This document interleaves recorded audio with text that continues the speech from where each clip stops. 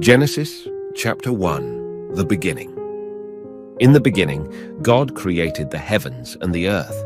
Now the earth was formless and empty. Darkness was over the surface of the deep, and the Spirit of God was hovering over the waters.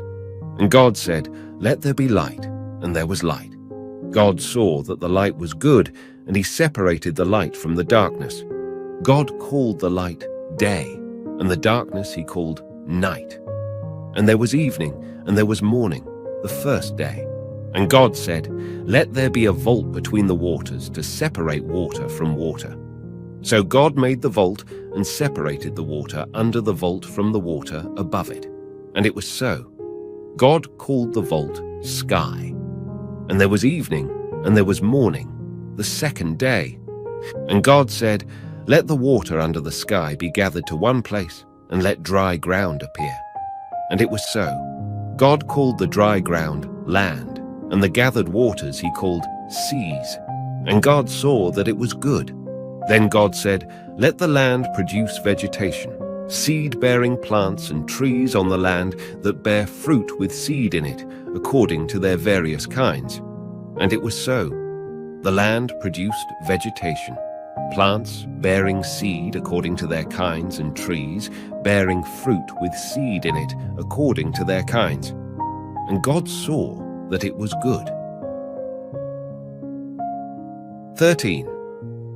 And there was evening, and there was morning, the third day.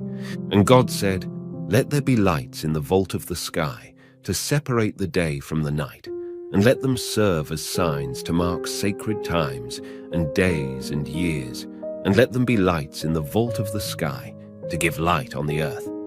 And it was so. God made two great lights, the greater light to govern the day, and the lesser light to govern the night. He also made the stars. God set them in the vault of the sky to give light on the earth, 18 to govern the day and the night, and to separate light from darkness. And God saw that it was good. And there was evening, and there was morning, the fourth day.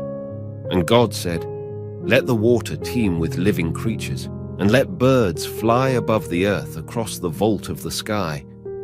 So God created the great creatures of the sea, and every living thing with which the water teems and that moves about in it, according to their kinds, and every winged bird according to its kind. And God saw that it was good.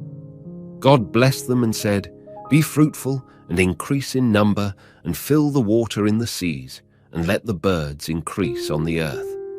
And there was evening, and there was morning, the fifth day. And God said, "Let the land produce living creatures according to their kinds, the livestock, the creatures that move along the ground, and the wild animals, each according to its kind." And it was so. God made the wild animals according to their kinds, the livestock according to their kinds, and all the creatures that move along the ground according to their kinds. And God saw that it was good. Then God said, "Let us make mankind in our image, in our likeness, so that they may rule over the fish in the sea and the birds in the sky, over the livestock and all the wild animals, and over all the creatures that move along the ground." So God created mankind in his own image. In the image of God he created them. Male and female he created them. God blessed them and said to them, "Be fruitful and increase in number. Fill the earth and subdue it. Rule over the fish in the sea and the birds in the sky, and over every living creature that moves on the ground." Then God said, "I give you every seed-bearing plant on the face of the whole earth, and every tree that has fruit with seed in it. They will be yours for food." 30.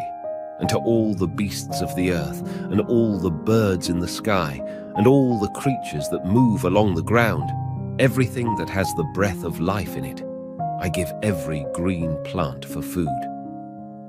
And it was so.